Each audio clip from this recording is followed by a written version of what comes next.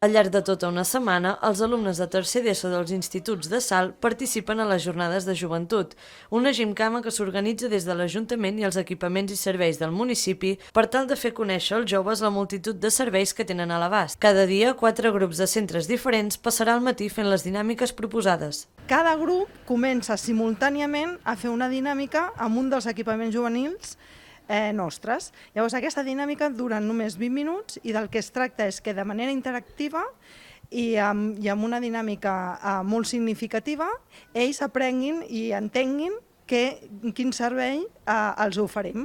Per exemple, el punt d'informació juvenil o el servei de salut, que és on estem ara. I cada grup és un personatge.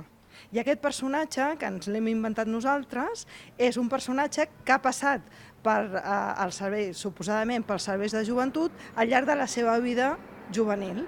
L'objectiu de l'Ajuntament i dels centres és que els joves s'apropin als serveis juvenils de Salt i que treballin de forma col·laborativa amb els seus companys i companyes. Enguany és el segon any que l'àrea de joventut i els equipaments duen a terme aquestes jornades. En un inici tan sols passaven a fer una petita xerrada explicativa a les classes, però al veure que els joves es quedaven amb poca informació, van decidir transformar l'activitat en quelcom més divertit i interactiu. Per què tercer de l'ESO?